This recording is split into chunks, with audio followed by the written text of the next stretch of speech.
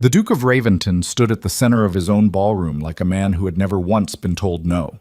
And that was precisely the problem. Power has a particular smell on men like Cedric Raventon. Old money, older entitlement, and the quiet certainty that the people who love them most will absorb whatever damage they choose to inflict. What you're about to witness is not a tragedy, it's a reckoning. Stay with this until the end, because the woman he discarded is about to become the one thing he never prepared for, inevitable. The candles in Raventon Hall burned the way they always did during the winter masquerade, extravagantly, wastefully, as though the Duke had instructed the servants to light twice what the room required simply to demonstrate that he could afford the excess.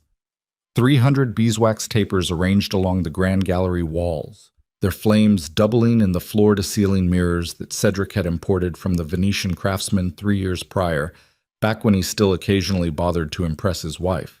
Eveline Ashcombe Raventon stood at the top of the east staircase and surveyed the ballroom below with the composed expression she had spent 11 years perfecting. Her mask was ivory silk threaded with silver. Understated, deliberate, the kind of restraint that announced breeding more effectively than jewels ever could. The gown beneath was deep winter blue, cut to move, and she wore it the way she wore most things that Cedric had stopped noticing, with the full knowledge that it was wasted on him and the quiet refusal to stop caring about it anyway. The hall was at capacity. 300 guests from the finest houses of the kingdom, moving through the candlelight in their masks and their magnificent pretenses. The masquerade was Cedric's annual declaration of dominance, the one evening when every person of consequence in the capital reminded themselves that the Duke of Raventon's invitation was still worth wanting. His family name carried the weight of 6 generations of accumulated power, and he spent that weight the way certain men spend inherited money, without concern for what it cost to accumulate or what would happen when it ran out. Eveline descended the staircase. She did it slowly, not because she was performing for the room — she had long since stopped performing for rooms — but because her knee had been troubling her since the autumn, a small violence her body had begun committing against her, and she had no interest in stumbling in front of 300 people who were already watching to see what kind of woman stayed married to a man like Cedric Raventon. Lord Harwick intercepted her at the base of the stairs. He was a heavy man with a heavy laugh and a genuine warmth that Eveline had always found disarming, and he pressed her gloved hand between both of his with the kind of affection that reminded her what real regard felt like against the skin. "Lady Raventon, you are, as ever, the most elegant woman in any room your husband is foolish enough to invite more interesting people into." "You're being unkind to the other women," she said. "I'm being accurate about your husband." She smiled at that. A real one, small, contained. "Where is he?" Harwick's expression did something complicated beneath the edges of his mask. "Last I saw, near the east alcove, he was—" He paused. "Occupied." Eveline noted the pause the way she noted most things about Cedric's social world, filed, catalogued, set aside for later examination. "Thank you, Harwick." She moved into the crowd. The ballroom at Raventon Hall was designed with a series of alcoves along the eastern wall, arched recesses lined with upholstered benches, separated from the main floor by heavy brocade curtains that could be drawn for what Cedric euphemistically called private conversation. They were the architectural equivalent of a confession booth, and over the years Eveline had seen them used for genuine confessions of every variety. Business deals conducted away from competing ears, marriages quietly negotiated, a minor lord weeping into a brandy glass over a debt he couldn't admit to his wife. She had not, until this evening, had cause to draw one of those curtains herself. She wasn't looking for him. That was what she would tell herself later, turning the memory over and over in the dark. She wasn't looking. She was simply walking through the hall the way she always walked through it, greeting guests, accepting compliments, being the Duke's wife in all the ways that the Duke himself had abdicated. And the curtain of the third alcove was not fully closed, and the candle mounted beside it threw a slip of warm light across the floor, and she heard Selina's laugh. She knew that laugh. She had assembled her own social calendar around that laugh for 4 years. Selina Vale had come to her as a lady-in-waiting at 22, younger daughter of a provincial baronet, impossibly graceful, with a particular gift for making every conversation feel like an intimate one. Eveline had trusted her the way you trust someone who has seen you cry without using it against you, who has brought you tea during the bad weeks, who has sat beside you at the window in the early mornings and not tried to fill the silence with anything false. The laugh came again. Low. Appreciative.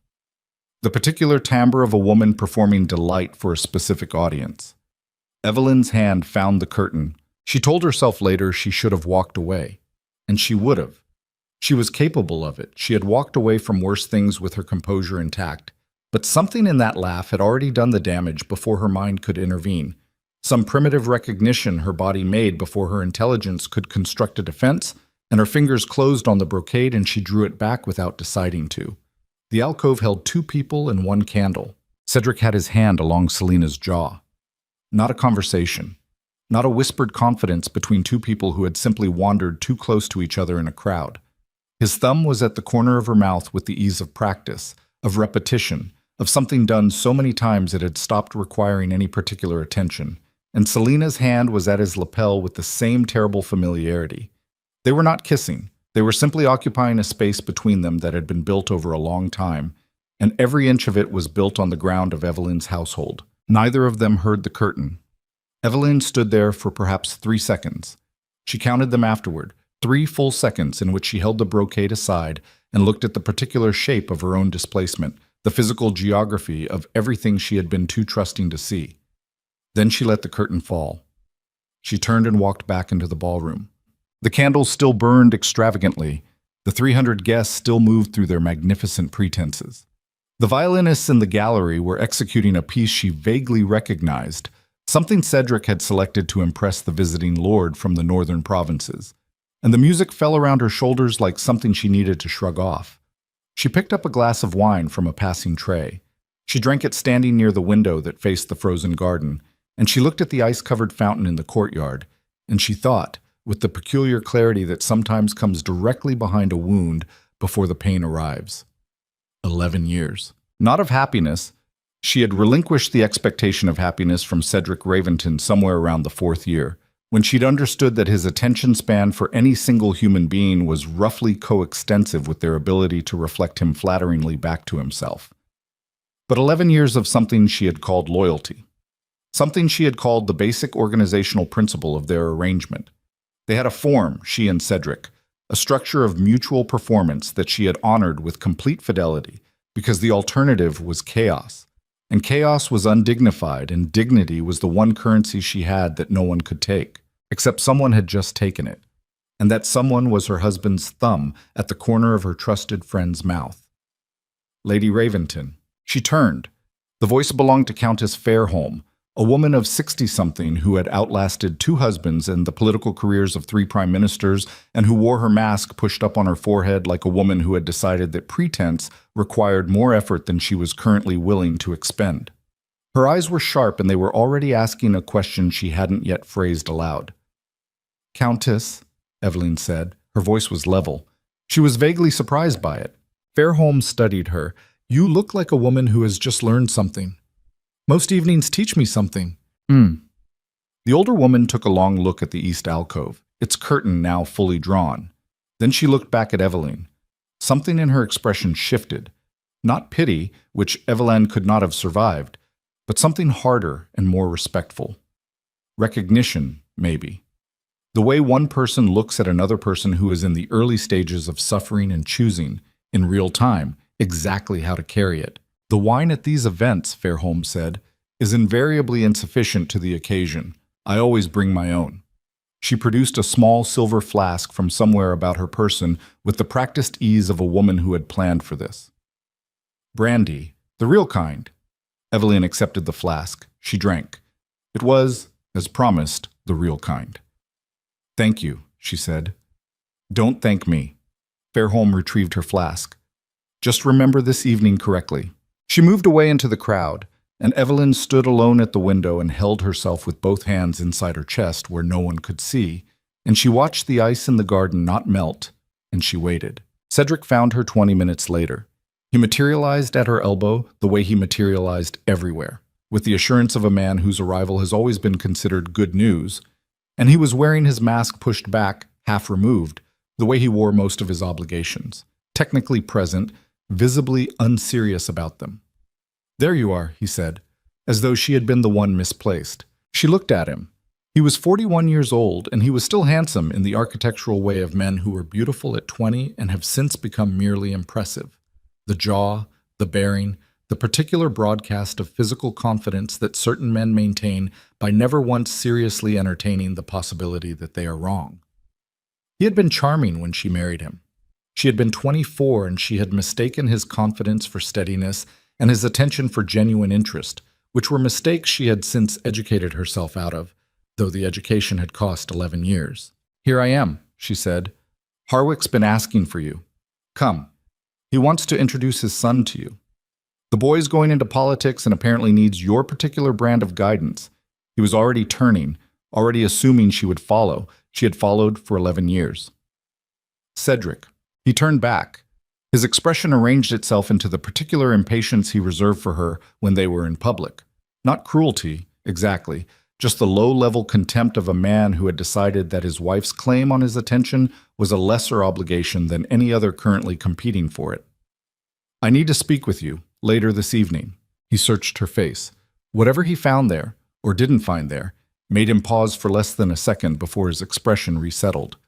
"Of course, after the Harwick introduction. Come." He turned again, and she followed.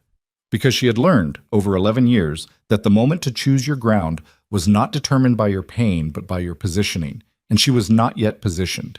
She was standing at a window in a ballroom full of witnesses with brandy in her throat and devastation still finding its shape inside her chest. And that was not the ground she would choose. Not tonight. She mingled for 2 more hours. She was spectacular at it. This was not vanity. It was assessment. She watched herself work the room the way she watched everything she did well, with the cool, appreciative eye of someone who knows that competence is its own company during the long nights. She accepted compliments. She asked intelligent questions of the Northern Lord and made him feel that his provincial concerns were as worthy of consideration as the capital's, which they were, and he would remember her for it. She told a story that made Lord Harwick laugh from his chest. She listened to the Baroness from the eastern counties describe her irrigation project with genuine attention, asked 2 questions that visibly delighted the woman, and filed away 3 details for a letter she would write in the morning. She did not look at the east alcove. She did not look for Selina. At some point past midnight, the crowd began to thin. Guests made their carriage departures in the cold. The violinists played their final piece. The servants moved through the hall with the quiet efficiency Evelyn had trained into them personally, extinguishing every other candle as the evening wound toward its close. And the ballroom went from extravagant to merely beautiful, as the shadows filled in the spaces the flames had vacated. Cedric was drunk by then, not spectacularly, not in any way the guests would have clocked as improper, but in the particular smooth looseness he got when he'd been drinking steadily for several hours. The looseness that made him expansive and careless, and prone to gestures that were larger than he intended. He was talking to a group of men near the fireplace, laughing at something one of them had said, and Eveline crossed the nearly empty floor toward him and said his name. He turned. Behind him, partly obscured by the group, she could see Selina.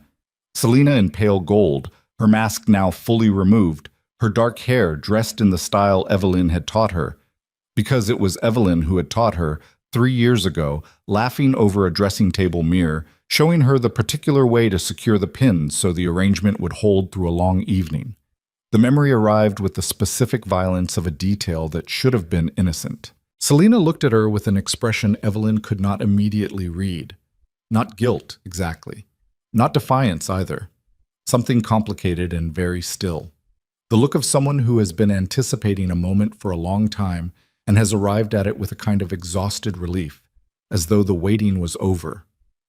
Evelyn looked at her for 3 seconds. Then she looked at Cedric. "A word," she said. "Now." The men around him took the temperature of her voice and found business elsewhere, within moments. Cedric watched them disperse with a flash of irritation, then turned to her with the particular effort of a man working to appear in control of a situation he can sense is no longer his. "Evelyn, not here." She walked toward the library corridor. She heard him follow. The library was dark except for the remnant fire in the grate, burned down to a low orange architecture of coals. She did not light any of the lamps. Cedric closed the door behind him, and she heard him reach for the lamp table, and she said, quietly, "Leave it." He left it. He was behind her. She could hear his breathing in the dark, slightly elevated, the brandy audible in it. She kept her eyes on the fire. "I need to know how long," she said. A beat. "Evelyn, that's not an answer. You're—" He stopped. Started again. She could hear him assembling something, reaching for the tone he used when he wanted to manage her. Reasonable, slightly aggrieved. The tone of a man explaining something to someone who has failed to appreciate a nuance. "What you think you saw, I know what I saw." Still looking at the fire.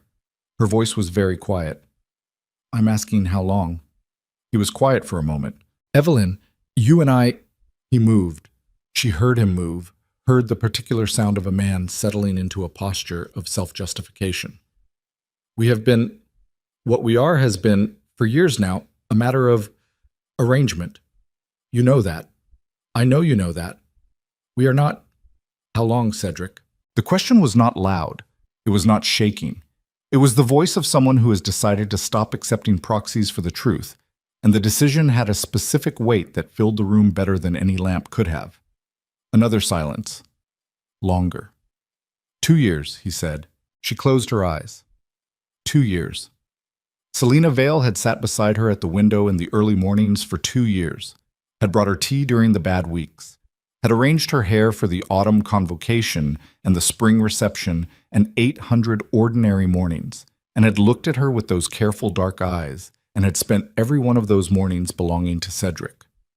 2 years, she repeated. "It isn't— I didn't intend for you to— The masquerade was careless, I understand that. But what we are, Evelyn, what you and I have been for a very long time is not— I never promised you— Stop." He stopped. She turned. In the firelight, his face was all shadow and orange edge, and she looked at him the way she imagined she would look at a country she was leaving. One final comprehensive inventory before closing the cartography for good. He was watching her with the expression she recognized as his version of remorse. Not actual remorse, which requires genuine empathy, but the distress of a man who has done something that has inconvenienced himself. "You didn't promise me love," she said. "I'm not speaking about love. I'm speaking about—" She stopped. Something in her chest was doing something complicated, and she would not let it be visible. "I gave you 11 years of complete loyalty, complete discretion. You want to tell me we were a matter of arrangement? Fine. Arrangements have terms. I honored the terms." "Evelyn, I'm not finished." Her voice dropped further. This was the thing he didn't know about her yet, that when she was most dangerous, she was also most quiet. "You took someone from my household. My household, Cedric. The woman I trusted with the interior of my life. And you did it for 2 years without enough respect for me to—" She stopped again.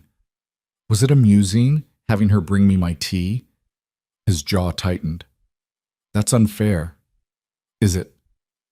"I didn't do this to wound you. It wasn't—" "I know. That's what makes it worse." She crossed the room, past him entirely, went to the door. "It means I was irrelevant to the decision." "Where are you going?" "To bed." She opened the door. The sound of the servant still working in the distant ballroom entered the corridor. "Sleep in your own room tonight, Evelyn." His voice had gone to something she hadn't heard from him in years, something almost sharp, almost surprised, as though he had expected a different shape for this conversation and was alarmed to find the geometry wasn't working in his favor. "We need to discuss this. The household— the court will talk if—" She turned in the doorway. "Yes," she said. "They will." She left him standing in the dark with the dying fire. She climbed the stairs. She walked the corridor to her chambers with the evenness of a woman who is spending everything she has on every step and cannot afford to drop a single coin of it. Her maid, not Selina, never Selina, there was a young woman named Petra who had attended her since autumn and who had kind hands and no agenda, was waiting up and helped her out of the blue gown in silence. And Evelyn sat at the dressing table and looked at herself in the mirror and noted with distant clinical interest that she looked exactly the same as she had at 7 o'clock when she descended the stairs. "Petra," she said. "My lady? I'll need the household account ledgers in the morning. All of them." She watched her own reflection say it. "And a full inventory of my personal correspondence files. Please have them ready by 8. Petra absorbed this without comment. She was a practical girl, perceptive in the way of people who have learned that perception is a form of survival. Yes, my lady. That's all? Alone, Evelyn sat at her dressing table for a long time and did not cry. This was not because she wasn't hurt. The hurt was considerable, was already constructing its permanent architecture somewhere in the region of her sternum. But she had discovered over 11 years of Cedric Raventon that the fastest way to hand someone your power was to let them see that they had succeeded in breaking something, and she had no intention of handing him anything further. She had already handed him 11 years in a household and every benefit of every doubt, and she was done. She was very precisely done. In the morning, she would count what she had. She had a mind that 300 people in that ballroom had benefited from this evening without realizing it. She had relationships, carefully built, never deployed for personal leverage, currently untapped. She had the Queen's quarterly correspondence, which had grown from a formal exchange into something that looked, from a certain angle, like genuine regard. She had the Eastern Counties Baroness's irrigation project, which needed exactly the kind of structural advocacy that someone with court access could provide. She had Harwick's son, who was going into politics and needed guidance. She had Countess Fairholme's brandy in her bloodstream and the older woman's words in her memory. Remember this evening correctly. She intended to. Outside, the winter garden was frozen, and the fountain was silent, and the last of the masquerade carriages were rolling out of the Raventon gates, carrying 300 people and whatever version of this evening they would carry into tomorrow's gossip. She could not control what they said. She had never been able to control what people said. What she could control was what they had to say it about. And from this moment forward, she intended to be exceedingly careful about the material she provided. She braided her own hair. She did it slowly without Selina, and the absence of that particular presence at her back was its own kind of grief, quieter and more complicated than the grief about Cedric, because Cedric she had understood for years to be a man capable of this.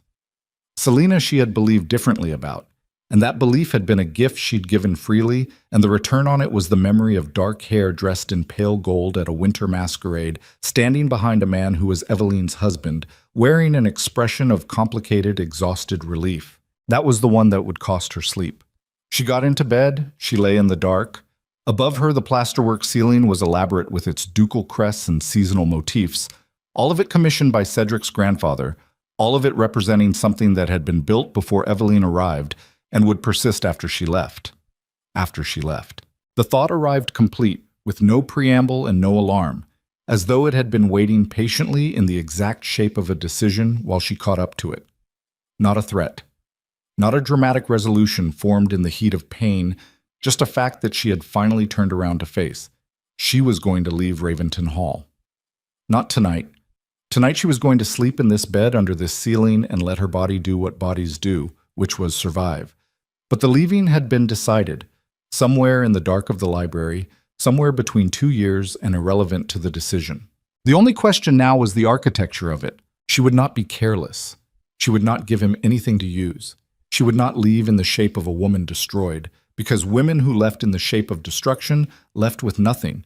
She had seen it, had watched other women make that exit, their dignity hemorrhaging publicly while their husbands stood unmoved and their former households closed ranks behind the money.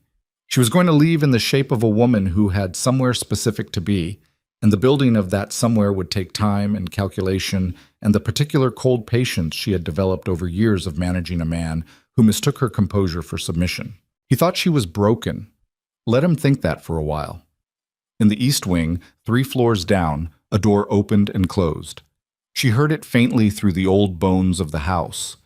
A door in the corridor near Cedric's chambers, at a time when all the servants would have long since retired to the upper floors.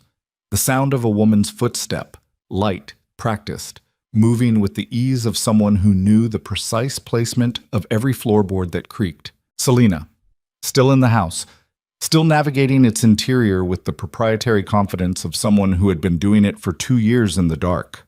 Evelyn lay very still in her bed and listened to the footsteps pass beneath her and move away down the corridor. And in the morning she would be at her desk at 8 o'clock with the household account ledgers and the correspondence files, and she would begin the quiet, meticulous, patient work of becoming ungovernable. Because the only revenge worth the effort was the kind you built into a life so thoroughly that the people who hurt you couldn't locate the wound in it.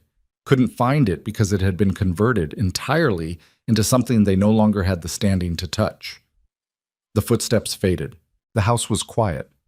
And then, from somewhere below, Evelyn heard the unmistakable sound of Cedric's voice, low, intimate, amused, the particular tone she had heard him use 10,000 times across 11 years and never once directed at her.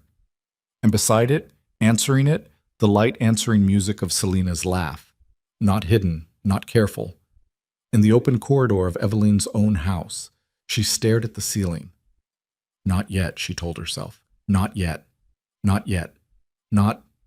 Her chamber door opened. The door opened 2 inches and stopped. Evelyn did not move. She lay in the precise stillness of a woman who has decided that the body can betray you or it can serve you, and the difference is entirely a matter of decision, and she had made hers. Her breathing was even. Her hands were flat against the coverlet. Whatever was on the other side of that door was going to have to come to her, because she was done walking toward things in this house. A candle entered first, then Selina. She was still in the pale gold gown, the mask gone, her hair slightly undressed, 1 pin removed, no more. The precise amount of disarray that suggested intimacy without committing to disorder. She moved through the doorway with the careful quietness of someone practiced at this kind of entrance. And she held the candle at shoulder height, the way people hold candles when they want their face to be seen.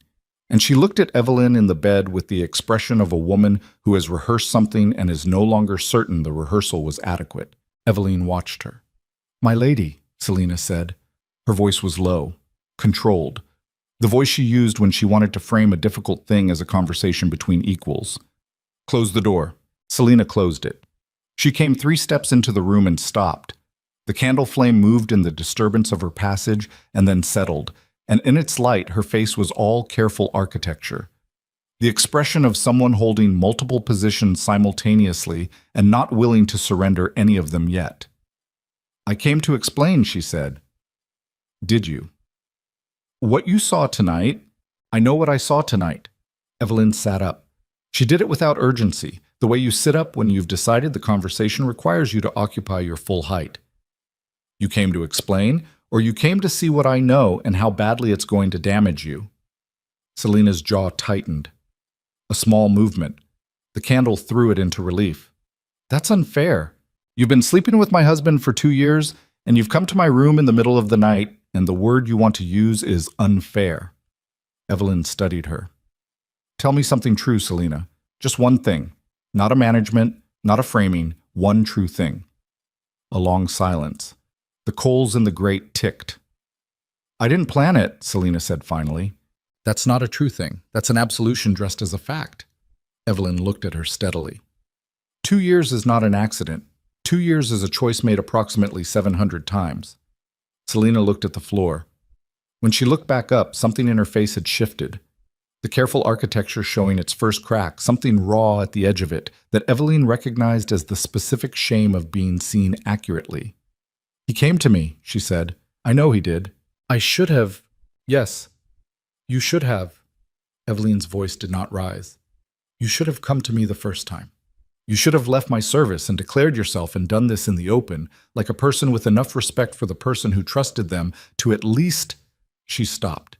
Something was pressing against the inside of her chest, and she was not going to let it out in front of this woman.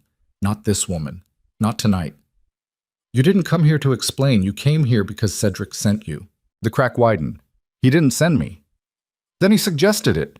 In the corridor, 5 minutes ago." Evelyn watched the confirmation register on Selina's face before the denial could fully form.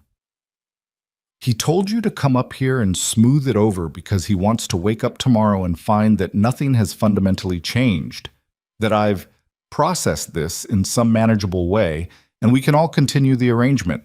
She tilted her head. "How close am I?" Selina said nothing. "Close enough." Evelyn lay back down. She pulled the coverlet to her shoulder and looked at the ceiling, and she said very quietly, "Get out of my room and tell him it didn't work." "My lady, don't." The word was flat, final. "Don't call me that right now. You don't get to call me that right now." Selina stood for a moment longer. The candle flame was the only movement in the room. Then she turned and went to the door and opened it, and the light went with her, and the room was dark again. and Evelyn listened to the footsteps retreat down the corridor until the house swallowed them entirely. She stared at the plasterwork crests above her. 700 times, she thought. Give or take. And every one of those days Selina had brought her tea and arranged her correspondence and laughed at the right moments and known exactly where Evelyn kept her grief, which corners of the household were load-bearing for her, which relationships she depended on, and why. 2 years of intelligence gathering, conducted from the position of the person she trusted most. Whatever she built next, she was going to build it entirely alone. She slept 3 hours. She woke at 6 and dressed without Petra and was at her desk before the household stirred. The account ledgers arrived at 8. By 10, she had a complete picture of what she had personally brought into the marriage, her family's endowment, her own inherited property in the eastern counties, the correspondence network she had built from nothing over 11 years of being the functional intelligence of the Raventon Duchy, while Cedric provided the name. She had assumed for years that her contribution to the household was invisible to everyone, including herself. The ledgers clarified it with the blunt arithmetic of someone else's record-keeping. The Raventon's social position was approximately 60% Evelyn's labor, and almost none of it was Cedric's. She copied 3 pages of figures into her own handwriting. She folded them and locked them in the small writing case that she kept under the false bottom of her traveling trunk, a piece of information she had never shared with anyone, including Selina. At 11, Cedric knocked. She said, "Come in," without moving from the desk, and he entered the room with the expression of a man who had slept badly and was assigning the blame for that externally. He was dressed for morning calls, jacket, cravat, all of it correct, and he looked at her sitting at the desk with her correspondence files open and her ledger copies stacked to the right, and something in his face made a quick involuntary calculation. "You're up early," he said. "I'm always up early. You've never been awake to notice." She did not look up from the letter she was annotating. "What do you want?" He moved into the room, sat, uninvited, in the chair across from her desk, the chair where she received visitors, where she had received Countess Fairholm 2 springs ago, and the Baroness from the East last autumn, and every person who had ever wanted something from the Raventon household that required Evelyn's specific intelligence to navigate. He sat in it with the confidence of ownership and looked at her. "I want to talk about last night. Last night is finished. Evelyn." He put his elbows on his knees, the posture of sincerity. "I owe you an apology. The way you found out, the masquerade, that was wrong. That was my carelessness, and I take responsibility for it." She looked up from the letter. He held her gaze with the particular steadiness of a man who has decided that sustained eye contact is the primary instrument of credibility. "Selina will leave your service. Today, if you want. I've already spoken to her." "You spoke to her this morning?" "Yes. Before you came to me." A pause. "The practical arrangements. You went to her first." Evelyn set down her pen. "To coordinate the story. To make sure you were aligned before you came here." She looked at him with the flat curiosity of someone examining an organism they no longer find threatening, but haven't yet decided what to do with. "That's not an apology, Cedric. That's a negotiation dressed up as contrition. I'm trying to fix this." "What exactly are you trying to fix? The masquerade, which was, as you've said, carelessness? Or the 2 years before it?" He said nothing. Because those are very different problems." She picked her pen back up. "You can fix carelessness. You cannot fix the 2 years. You can only exist in the knowledge of them and let them be what they are." She looked back at the letter. "Selina can stay in my service until the end of the month.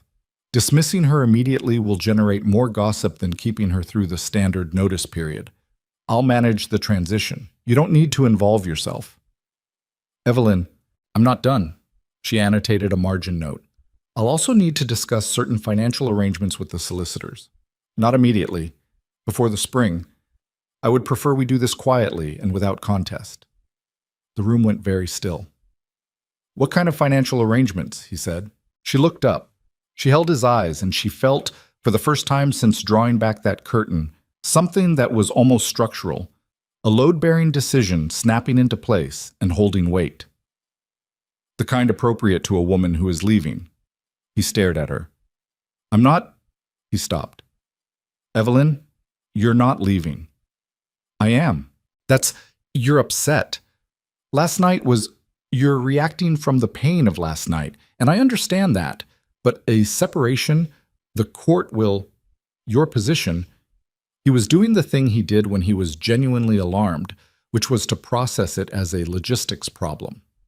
She could see the calculations happening behind his eyes. The social exposure, the legal implications, the particular damage to the Raventon name of a public separation. He was not calculating the loss of her. He was calculating the loss of what she represented. You cannot simply decide to leave an 11-year marriage in the morning after a difficult evening. No, she agreed. I decided it in the dark last night, while I was listening to you both laugh in the corridor of my own house. She picked up the letter again. You can go now, Cedric. I have correspondence. He didn't move for a long moment.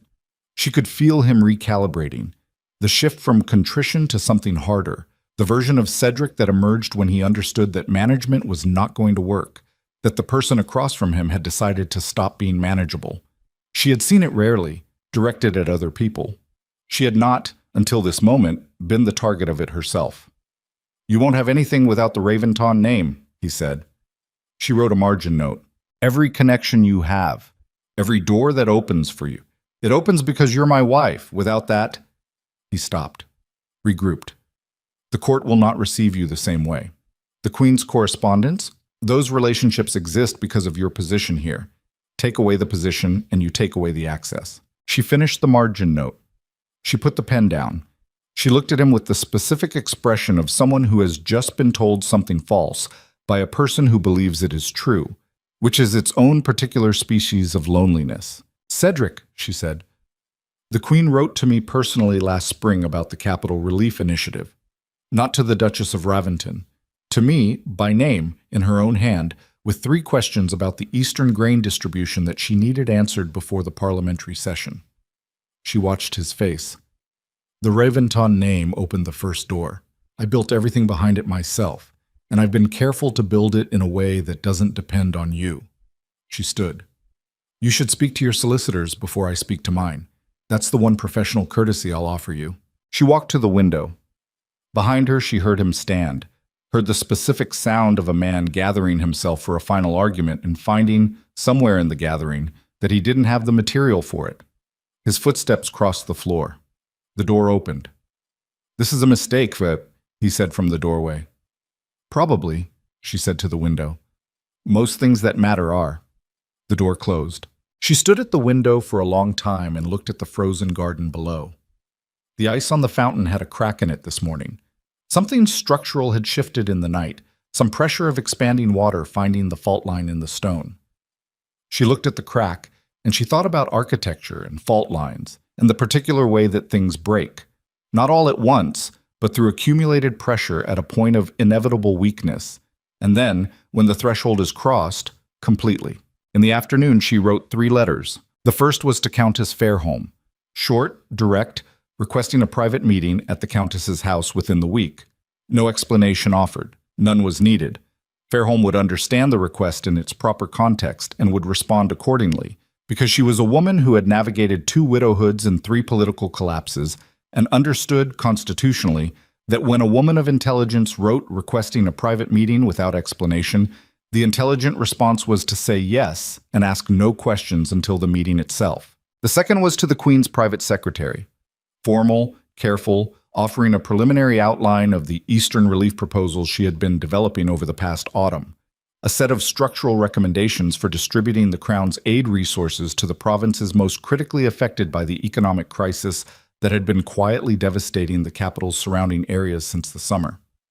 She had been sitting on these proposals for 3 months, waiting for the correct moment, which was partly political calculation and partly a private reluctance she was only now recognizing.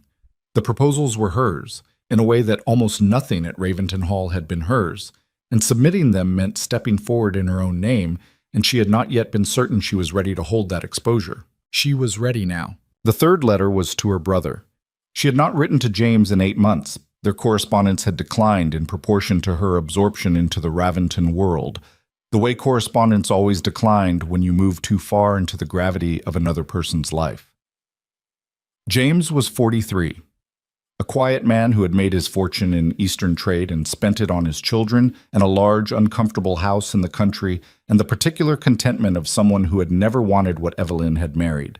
She told him the essential facts, stripped of any self-pity or dramatic framing, because James would read between the lines of anything she gave him, and she preferred to give him the undecorated truth than to have him construct a version of it that was worse than the reality. She told him she was leaving the Duke.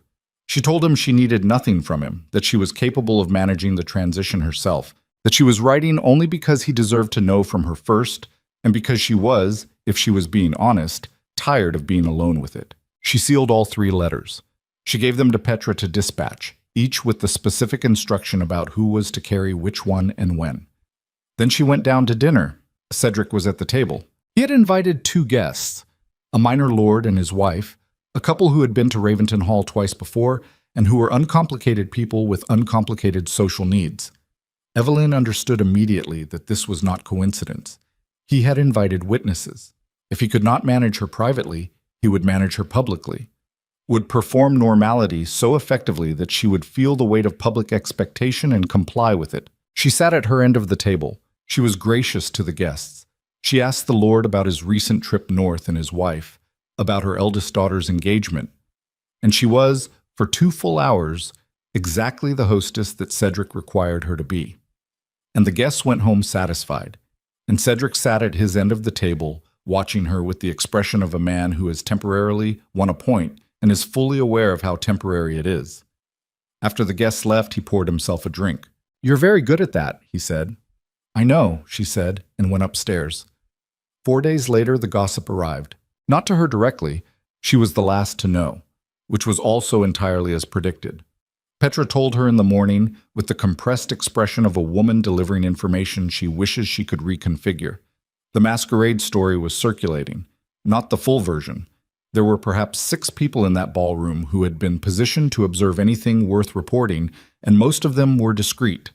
What was circulating was the outline, the curtain, the alcove, the lady-in-waiting. The particulars were being filled in by imagination, which was always more damaging than fact. "How wide?" Evelyn asked. "The dressmaker's district had it yesterday morning, my lady. That means everywhere by tonight." She set down her coffee. "All right." She walked to her desk. She took out a sheet of paper. She wrote a note to the Baroness from the eastern counties, a follow-up to their conversation at the Masquerade, expressing specific interest in the irrigation project and proposing a meeting to discuss whether the Eastern relief proposals she was preparing for the Crown might offer a structural framework for the Baroness's water access issues. She sealed it and gave it to Petra. Then she sat at her desk and she thought about what a woman does when the story being told about her is not the story she intends to live. She builds a different story, larger, with more load-bearing walls. She worked for 3 hours. When she came up for air, she had 6 letters drafted, 2 proposals outlined, and a preliminary meeting schedule for the following fortnight that would take her into 3 different drawing rooms and 2 ministerial offices. Every person on that list had something they needed. Every one of those needs intersected at a specific angle with something she could provide. She had been noting these intersections for 3 years the way you note things you file away for later, without any concrete plan to use them. She had a concrete plan now. The gossip would do its work. She could not stop it. What she could do was move faster than it, such that by the time it fully crystallized, the story it was trying to tell about her, the abandoned wife, the broken woman, the casualty of Cedric's disregard, had already been replaced in the public consciousness by a different image, one that the gossip couldn't attach its narrative to because the narrative required a victim, and Evelyn was no longer available to play the part. She had 1 week, possibly 2, before the court fully processed the Masquerade, before Cedric began his counter-performance, and she already knew what it would look like. He would be seen with Selina publicly, carefully, in the framing of a man who had made a difficult private decision and was conducting himself with appropriate discretion. He would generate sympathy for his position by behaving just well enough to make her refusal to reconcile look unreasonable. He would use the story to diminish her, unless she was somewhere else entirely by the time he tried. Countess Fairholm's response arrived that afternoon. 4 words in the old woman's characteristically unornamental hand. Tomorrow. 10. Come alone. Evelyn read it twice. Then she set it in the fire and watched it take. The house was quiet around her. Outside, the garden ice was cracking further. She could hear it sometimes in the night, the slow report of frozen water finding the limits of its containment. Spring was still weeks away, and already the pressure was building underneath. She had always found this particular violence of seasonal change clarifying. The ice did not melt. It broke. There was a difference, and the difference was everything. She went to bed at midnight. At 2 in the morning, she was woken by the sound of carriage wheels on the Raventon gravel, arriving, not departing, at an hour when no legitimate visitor called. She lay still and listened to the door open below, to the footsteps she recognized, to the low conversation in the front hall that was not careful enough to be secret and not loud enough to be indifferent. The sound of her own home operating around her as though she had already ceased to be a relevant variable in its operation. She got out of bed. She did not light a candle. She stood at the window in the dark and looked at the carriage in the drive, unmarked, which meant deliberate, and she watched a single figure descend from it and enter the house, and the figure moved with the ease of someone entering a place that felt like their own. In her chest, something that had been tightly compressed made a small, final shift. She turned from the window. She went to the traveling trunk at the foot of the bed. She lifted the false bottom. She took out the folded pages of figures and she held them in the dark, and she understood, with the specific clarity of a decision that has stopped being theoretical and become irreversible, that she was not going to leave at the end of a month or at the conclusion of a quiet negotiation or at any point that was convenient for Cedric's management of the story. She was going to leave in the morning, and what she was going to do after that was going to take everything she had, and it was going to cost her things she couldn't yet name, and she was going to build it anyway. Stone by stone, relationship by relationship, proposal by proposal, until the edifice was so substantial and so entirely her own that the man downstairs, laughing in his front hall with someone who was not his wife at 2 in the morning, would look up one day and realize that the thing he discarded had become something he could no longer reach. She put the papers in the writing case. She began, in the dark, to pack. She was packed before dawn. Not everything. Not the 11 years of accumulated household, the silver and the portraits and the winter tapestries she had selected herself from the Flemish merchant 3 seasons back.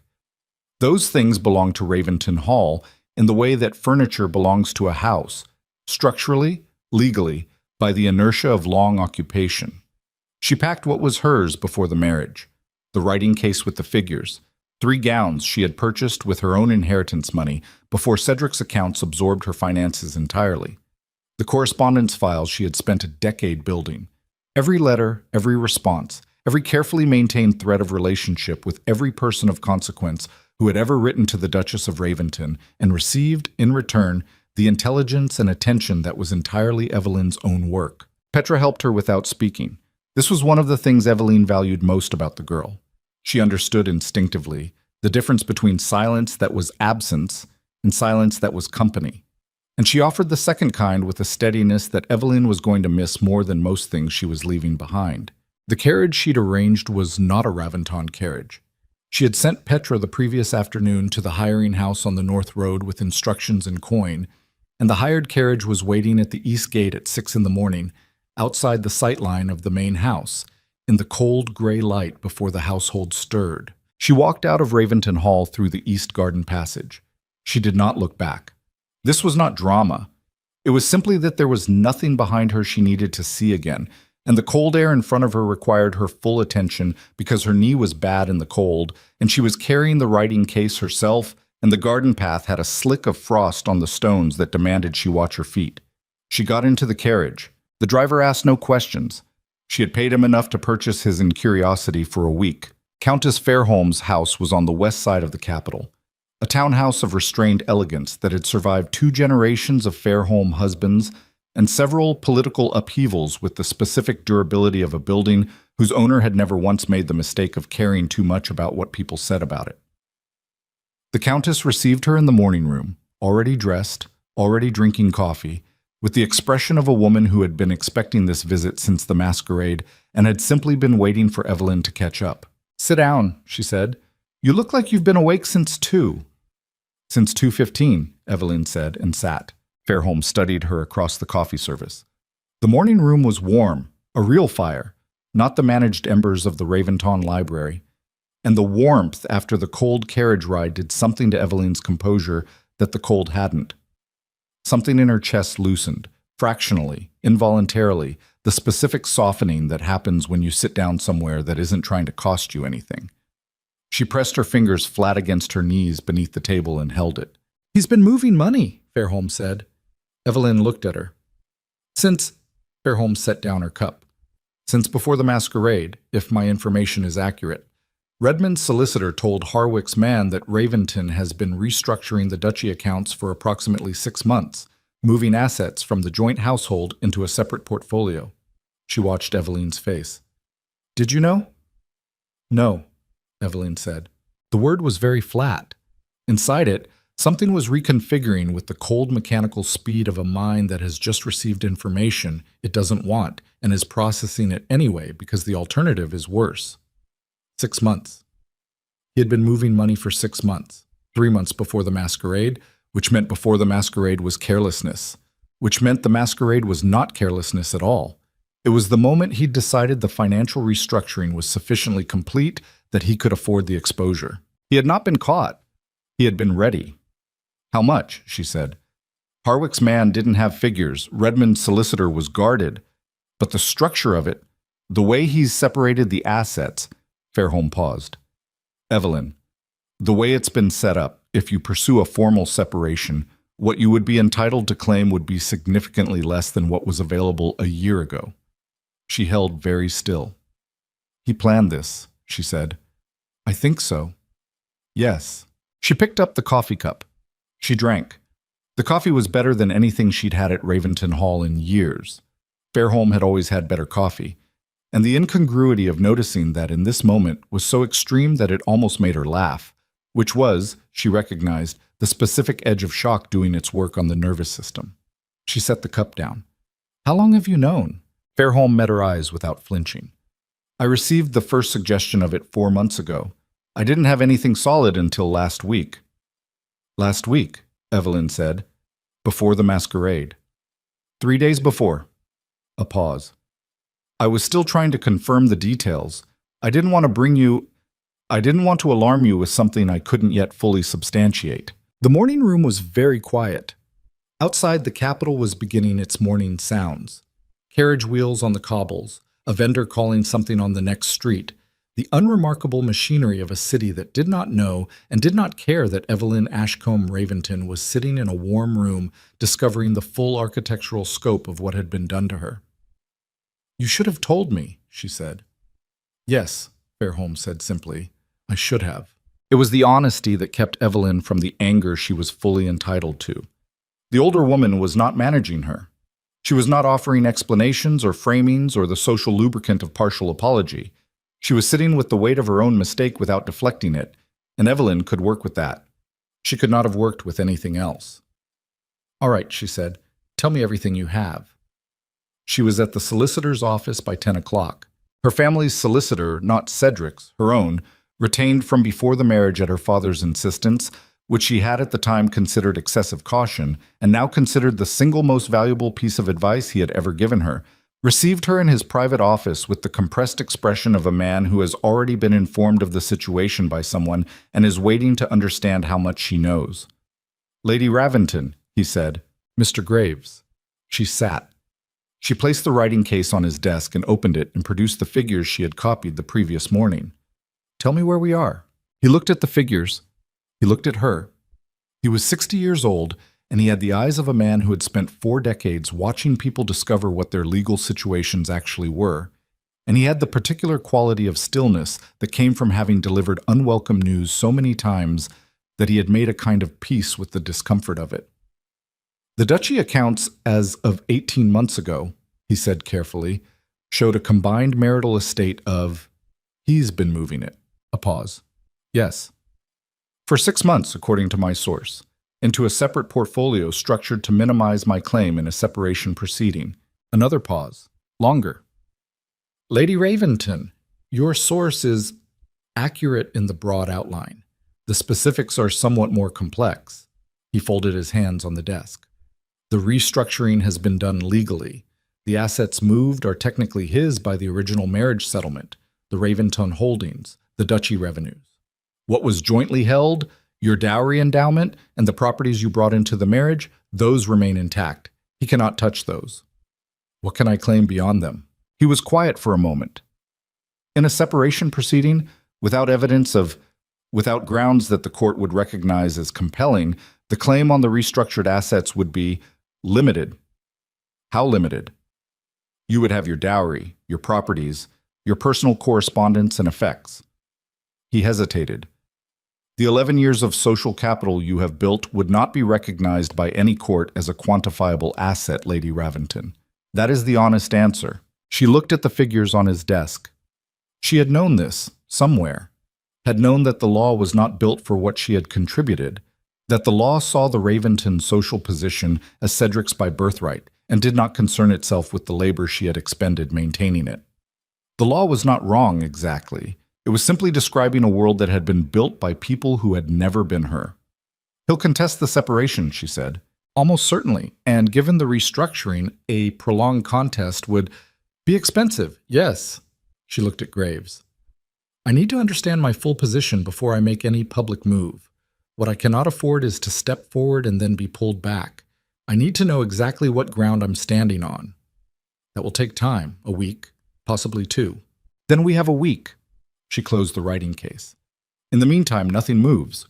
No filings, no communications with his solicitors, no indication that I've been to see you. She stood. Can I trust that? Absolutely, he said. And he meant it. She could read sincerity in the quality of his stillness, in the way a man sits when he has decided that the person across from him deserves the full weight of his competence. She walked out into the Capitol morning and stood on the pavement and looked at the street, and she thought about 6 months. He had been planning this for 6 months, which meant that what she had believed was a marriage in decline, a cold arrangement, graceless but stable, had in fact been, for at least 6 months, a campaign. He had looked at her across the dinner table and attended her social events, and accepted the benefit of her intelligence and her household management and her correspondence network, and simultaneously been in the process of systematically reducing her legal claim to any of it. He had been dismantling her position from beneath her feet while she stood on it. The thing that compressed in her chest was not grief. It was the specific cold weight of understanding how thoroughly she had misread the threat. She had believed Cedric was careless. She had believed the masquerade was carelessness. She had organized her entire response around the premise of a man who had simply stopped paying attention and allowed a situation to drift into visibility.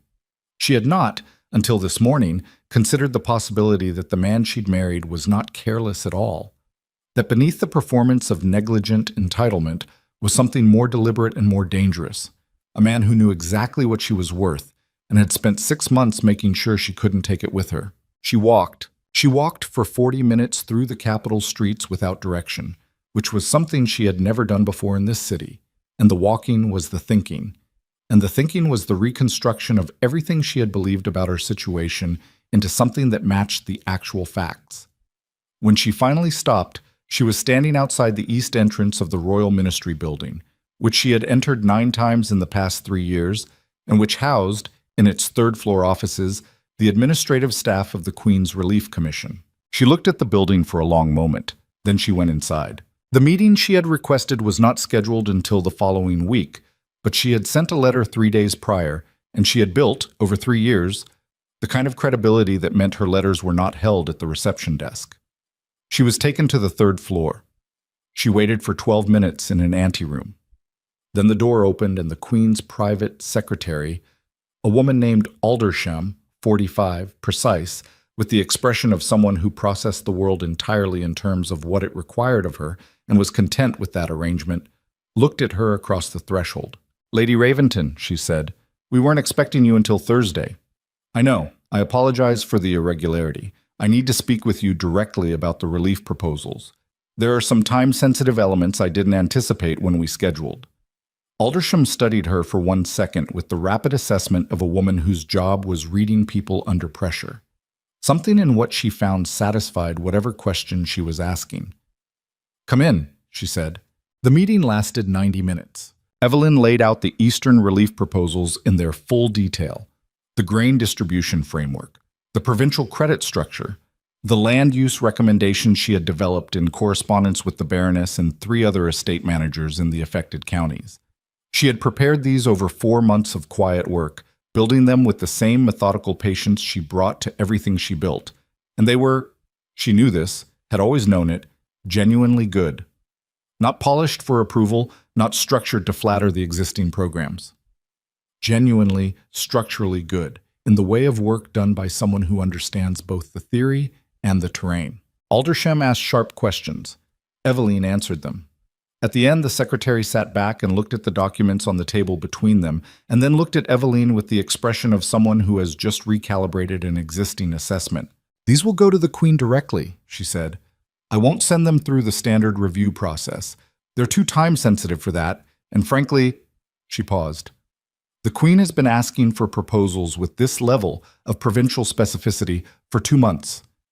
The standard review process would take 6 weeks, and we don't have 6 weeks. "I know," Eveline said. "That's why I came today." Aldersham looked at her. "Is there—" She stopped. "Lady Raventon, are you available for a direct consultation if the Queen has questions? This week, potentially." Something that had been compressed all morning expanded, fractionally. "Yes," she said, "I'm available." She left the ministry's building at 1:30. She stood on the pavement and looked at the sky, which was winter-white and low. And she understood what she had just done. She had moved faster than Cedric's timeline. He had 6 months on her, legally and financially. He had the restructured assets and the solicitor's network and the full institutional weight of the Raventon name. But she had just walked her strongest work directly into the hands of the Queen's private secretary, bypassing the standard channels. And if the Queen received those proposals and found them what Eveline knew them to be, the conversation about who Lady Raventon was and what she was capable of would be happening at a level that Cedric's legal maneuvering could not touch. He had planned for a woman who would contest his financial moves from a position of social dependence. He had not planned for a woman who removed herself from his social orbit entirely, in a direction he couldn't follow. She had 3 days, possibly 4, before he discovered she'd left the house, before his solicitors began the formal process, before the version of this story that he had been constructing for 6 months became the publicly available narrative. She needed to move. She sent a message to James that afternoon. Then she went to the hotel on the North Square, where she had arranged a room under her family name, not Raventon, Ashcombe, the name she had been born with and which was, she was discovering, far more load-bearing than she had realized. And she sat at the small writing table, and she worked for 4 hours, and she did not stop until the light through the window had gone entirely blue with evening. At 6 o'clock, Petra arrived with the last of the cases. She came through the hotel door with the quiet efficiency of someone who has been moving through the Raventon house under active surveillance and has managed it without incident, and she set the cases down and straightened and looked at Eveline with the expression of a woman who has just completed a difficult thing and is waiting to be told what comes next. "Anyone see you?" Eveline asked. "Lady Vale was in the main corridor. She watched me carry the cases to the back passage." Petra's voice was even. "She didn't say anything." "She wouldn't," Eveline said. "She'd go straight to him and let him deal with it." "There was also a man, my lady, outside the east gate this morning after your carriage left. I didn't recognize him. He was there when I came out at 4 o'clock, and he was there when I went back in at 5:30. Eveline looked up. "Watching the gate?" "Watching the street, but positioned for the gate." Petra met her eyes steadily. "I don't think he was coincidental." The cold that moved through Eveline then was not the winter outside. It was the specific cold of understanding that the 6 months of preparation she was still absorbing had included dimensions she hadn't yet mapped. A man at the east gate meant surveillance. Surveillance meant Cedric had anticipated the possibility of her leaving and had prepared for it, which meant he was further ahead of her departure than she had been ahead of his financial restructuring. She sat down. She thought. She thought about the shape of a campaign conducted by a man who understood her well enough to have planned for her departure 6 months in advance, who had been in the same house and the same social world for 11 years and had therefore watched her build every relationship she was now planning to use, who knew the names and the natures of every person she might turn to, and who had, with 6 months of lead time, almost certainly taken precautionary steps. Fairholme. She thought about Fairholme's 4 months of partial information, the 3 days before the masquerade, the decision not to tell her until the week of. She thought about that decision with the cold fairness of someone who is trying not to let the worst interpretation be the first one. Fairholme was not her enemy. She was certain of that. But certainty and security were different conditions, and for the first time she examined the certainty and found it softer than she needed it to be. She thought about Aldersham at the ministry, the rapid assessment at the door, the satisfaction in whatever she'd found, the immediate decision to take the proposals directly to the Queen, bypassing review. She thought about every move she'd made in the past 20 hours, and she held them against the image of a man at the East Gate, and she understood, with the particular devastation of someone who has just discovered the edges of their own blind spot, that she had been operating on the assumption that she was building her response in private, that the time she spent organizing was invisible to Cedric because he had stopped paying attention to her years ago. But a man who moves assets for 6 months in anticipation of a departure is not a man who has stopped paying attention. He is a man who has been paying a very specific and very dangerous kind of attention, the kind that looks like indifference and is, in fact, surveillance. She stood up. She crossed to the window. The north square below was ordinary. Evening foot traffic. A carriage stopping at the hotel entrance 2 buildings down. A woman with a basket crossing the cobbles in the lamplight. She looked at each figure in the square with the systematic scrutiny of someone who has just learned she cannot assume that what looks ordinary is ordinary. At the corner of the square, a man stood reading a broadsheet. He had been there when she arrived at 4 o'clock. It was now 6. The broadsheet had not changed pages. She stepped back from the window. Her breathing was controlled. She made it controlled, made it a choice, the way you make every breath a choice when the alternative is to let your body tell you the truth about how frightened it is. She had left Raventon Hall this morning believing she was 3 steps ahead. She was standing in a hotel room in the capital, understanding that she was, at best, even. At worst, she was exactly where Cedric had always intended for her to land. Isolated from the house, separated from its legal protections, dependent on relationships she could not fully verify, with a man in the square reading the same page of a broadsheet for 2 hours. She turned back to the writing table. She sat down. She picked up her pen. Her hand was steady. She was going to need it to be. She had one advantage left that Cedric had not planned for. He had spent 6 months preparing for the woman she was inside his household. The careful, patient, quietly strategic wife who moved through his world and built her network within its structures.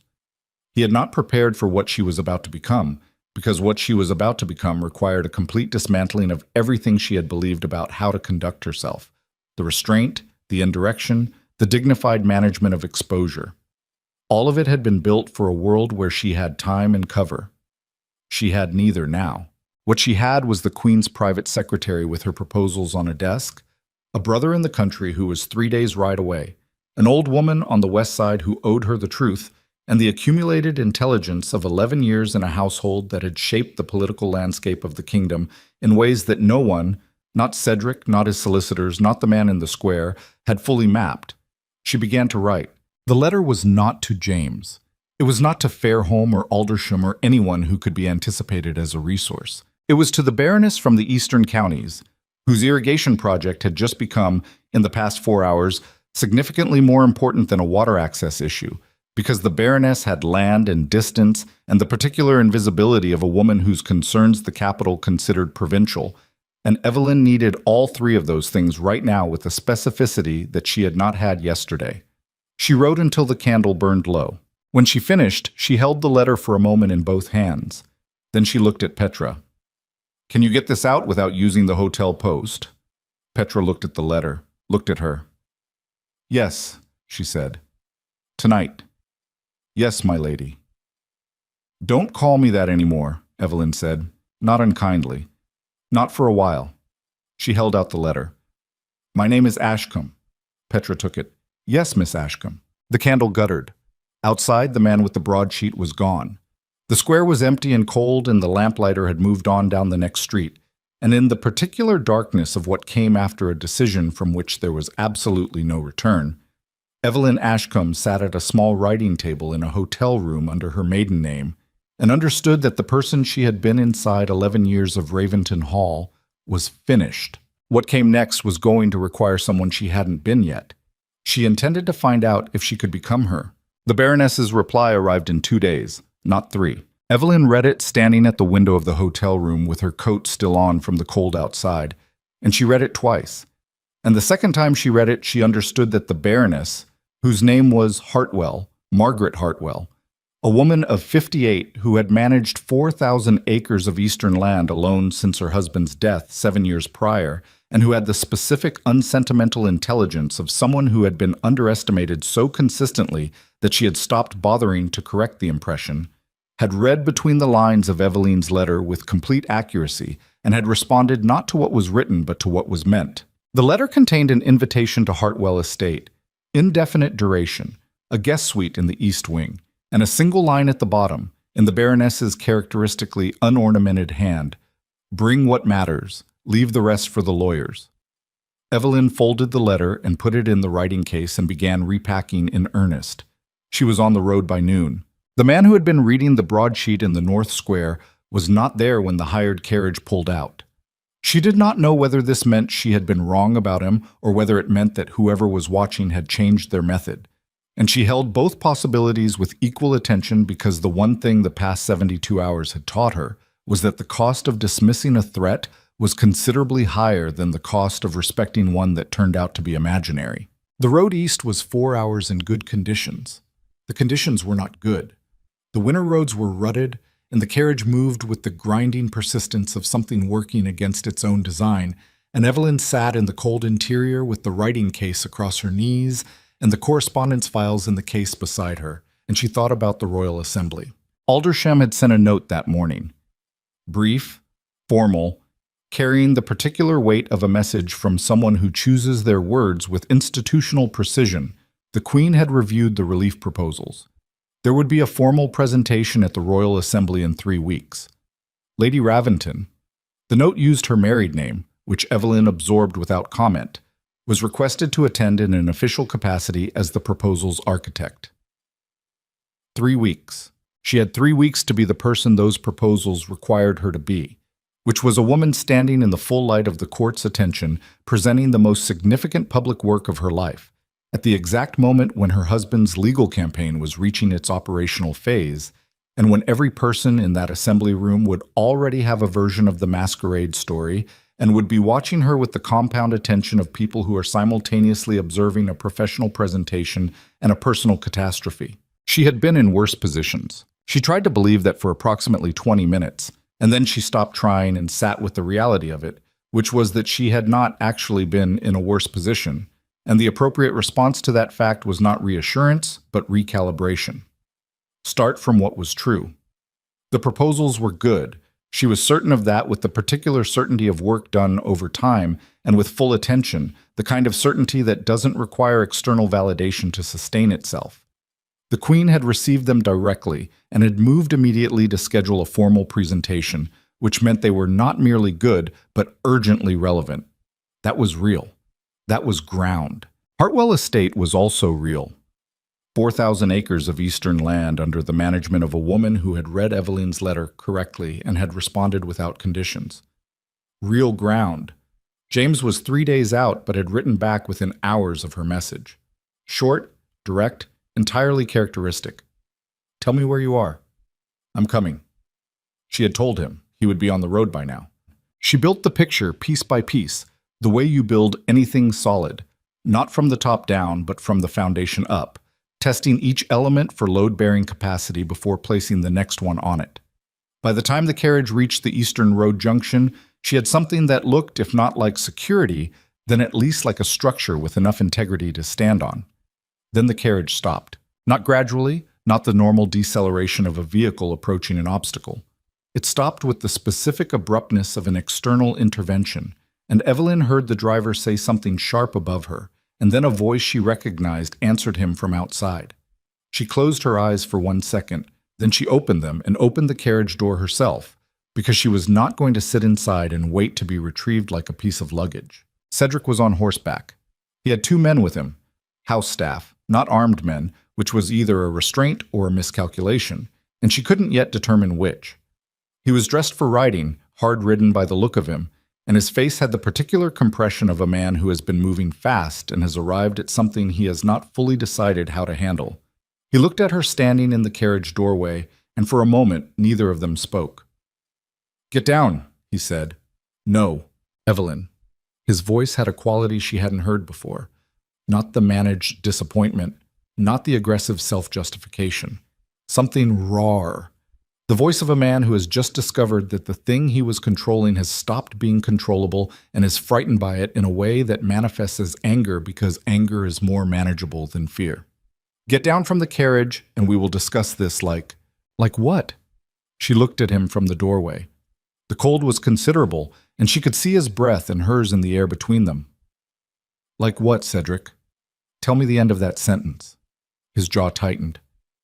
"You took correspondence files from the household. Those files belong to me. Every letter in those files was written to me, answered by me, maintained by me. If you want to make a legal argument about correspondence files, make it to my solicitor. You don't have the right to take those files without—" "I have graves."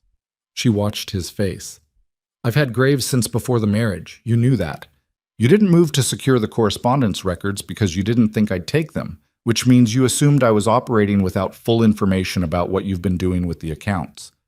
I wasn't." She kept her voice level. "I know about the restructuring. I know it goes back 6 months. I know exactly what you've done. And I know the legal standing it gives you, and I know the legal standing it doesn't." She held his gaze across the cold air. "You planned this very carefully. You made one mistake." He stared at her. "You underestimated how much I'd built that had nothing to do with you." Something moved across his face. Not concession, not yet, but the first fracture in the certainty of a man who has been operating from a position of assumed superiority for so long that being accurately read feels like physical exposure. "Come back to the house," he said. His voice had dropped. The rawness more audible now, less covered.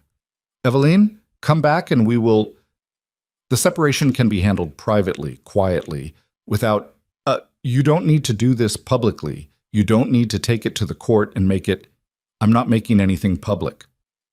She looked at him steadily. "You started a public process 6 months ago when you restructured the accounts in preparation for a legal proceeding. I'm simply responding to it." "The assembly," he said. The word came out with a specific weight. "Aldersham's office sent a formal notification this morning. Your name is on the program for the Royal Assembly." He looked at her with the expression of a man holding something he believes is a card and discovering it may be something else entirely. "If you stand in front of the Assembly in 3 weeks and present yourself as, in the current circumstances, given what is already being said about Evelyn, the court will tear you apart." She looked at him. "They'll try," she said. She pulled the carriage door closed. There was a pause. Then she heard him say something to his men, the flat-clipped voice of a decision being made from a bad position, and then hooves on the frozen road, and then nothing. The carriage moved. She sat in the cold interior, and she did not examine how close that had been. The specific proximity of that conversation to the edge of something she couldn't have recovered from, because examining it would cost her something she needed to keep. Instead, she looked at the eastern road ahead through the small window, and she breathed. And she built the next 3 weeks in her mind the way she built everything. Structure first, then walls, then the details that made it habitable. Hartwell Estate received her at dusk. The Baroness met her at the door herself, which was the kind of gesture that contains more information than a formal greeting. And she looked at Evelyn's face, and the travel case, and the writing case, and the particular set of Evelyn's shoulders after a 4-hour winter road. And she said, "Come in, you'll eat before you do anything else." And that was the entirety of the reception ceremony, which was exactly what was required. The East Wing suite was warm. The fire was real and large and had been burning for hours. Petra, who had come separately, who had arrived 2 hours earlier on the public coach with the rest of the cases, had unpacked the essentials and retreated.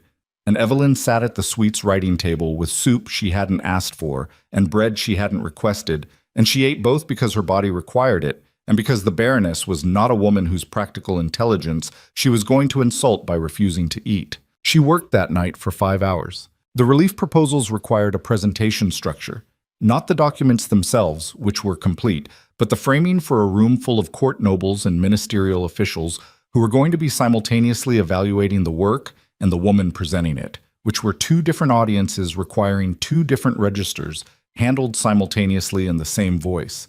She knew how to do this. She had been doing it in Cedric's drawing rooms for 11 years without ever being officially credited for it. The difference now was that her name was on the program. She wrote the opening 3 times.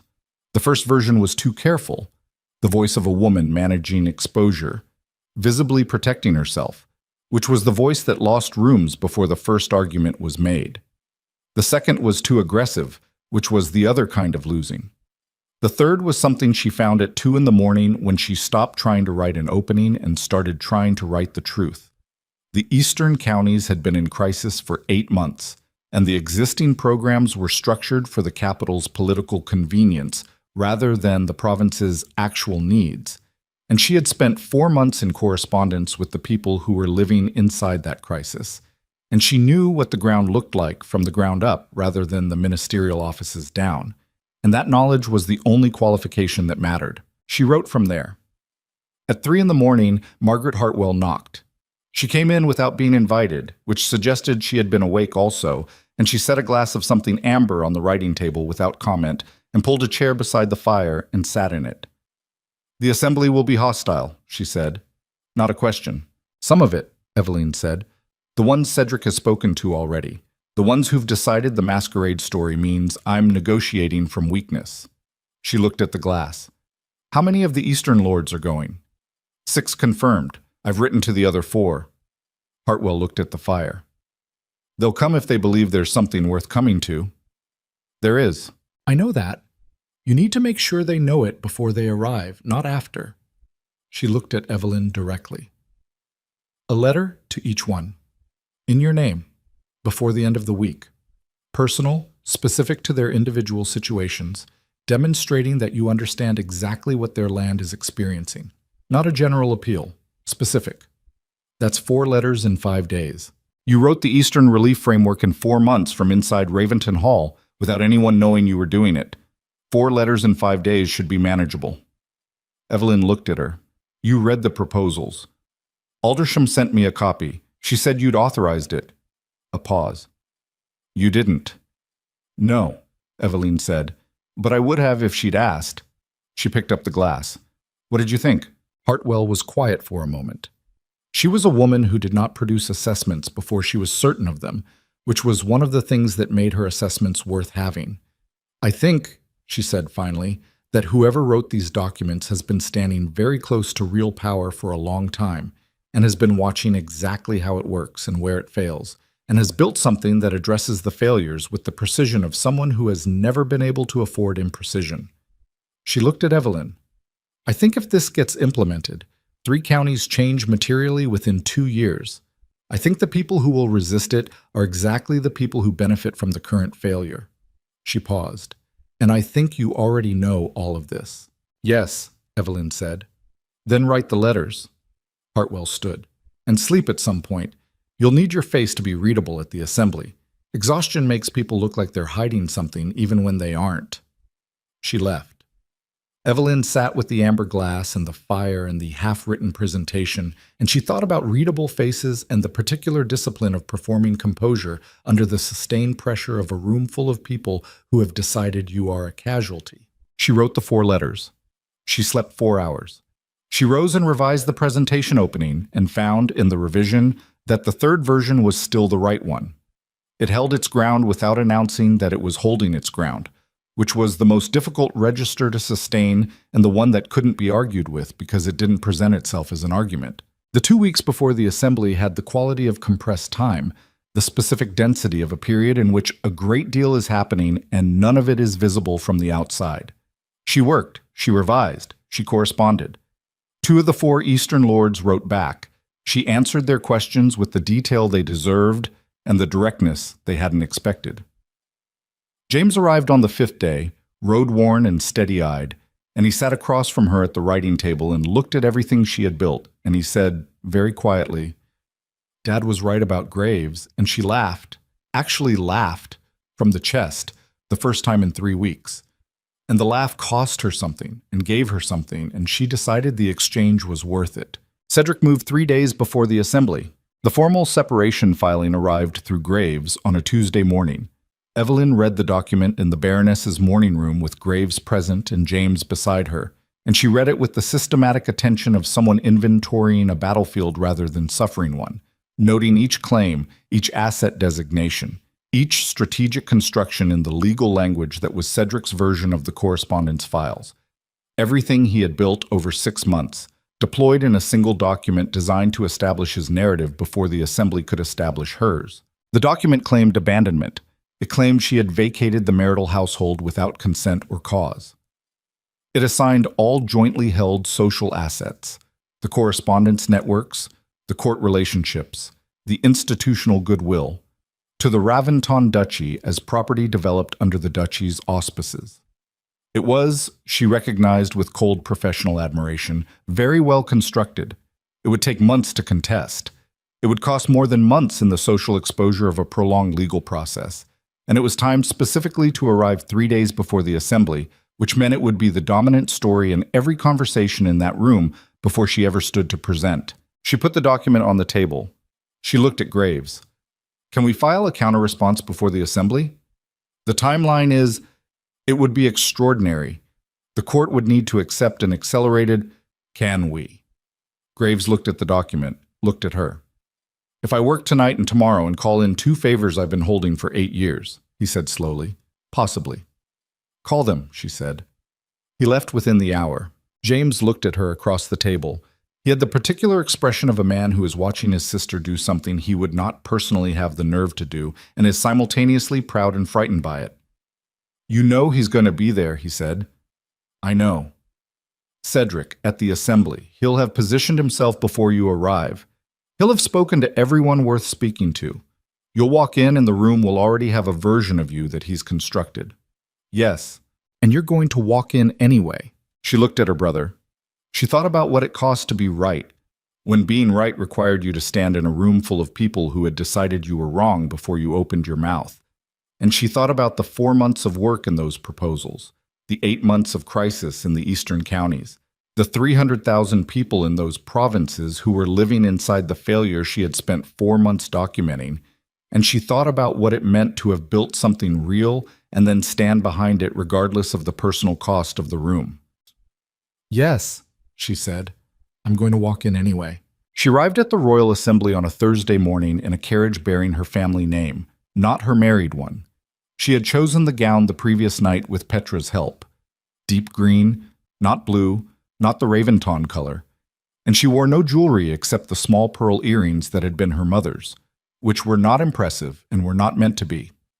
She wore her own face, rested enough to be readable, composed enough to be trusted, and she held the presentation documents under her arm, and she walked up the ministry steps with James 3 paces behind her and the Eastern delegates, 6 of them, all 6, every one of the lords she had written, meeting her at the door.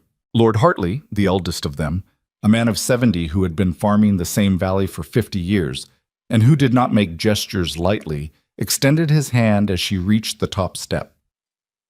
Lady Ashcombe, he said, using her family name, deliberately. She took his hand. Lord Hartley, we've read the proposals. He looked at her with the eyes of a man who has spent 70 years learning to identify what is real and what is performance. All of us. Thoroughly. A pause. We're here.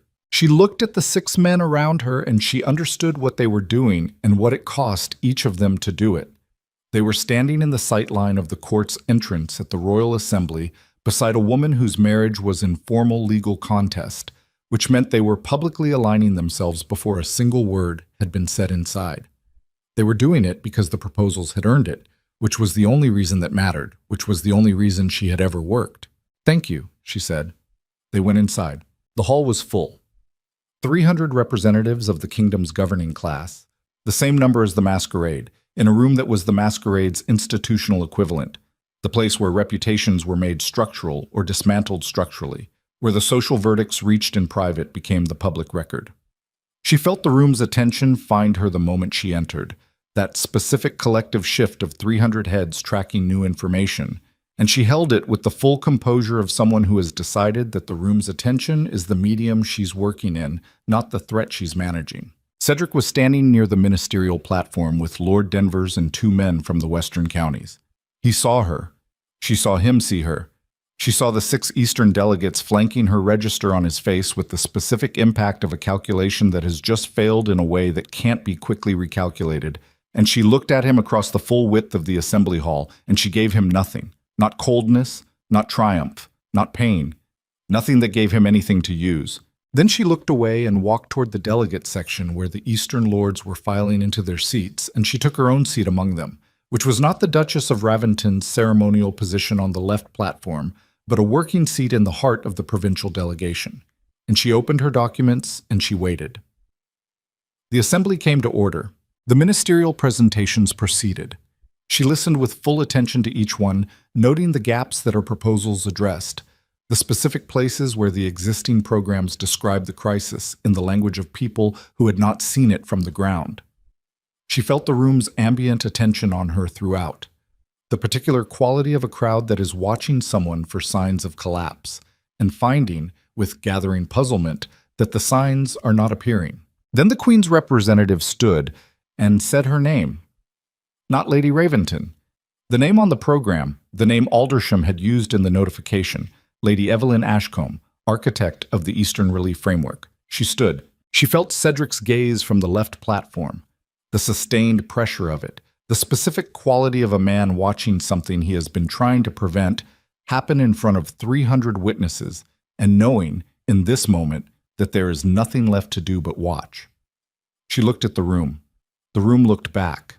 She opened her mouth, and from the entrance doorway behind her, a voice cut across the hall with the precision of something that has been timed to land at exactly the most damaging possible moment, loud enough for the front rows, designed to carry, saying her name in the tone of a public declaration.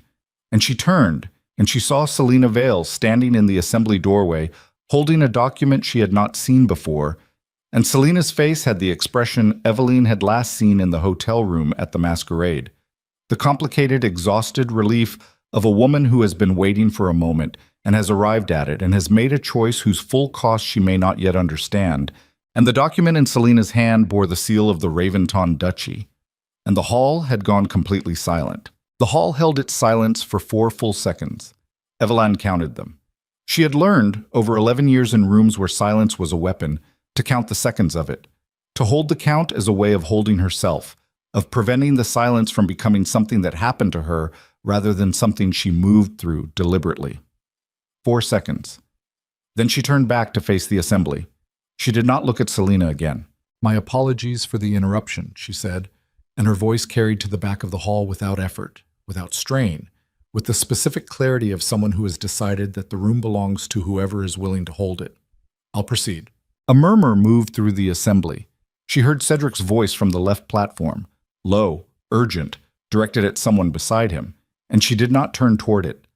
She looked at the provincial delegates in the front rows, at Lord Hartley's steady eyes, and she began.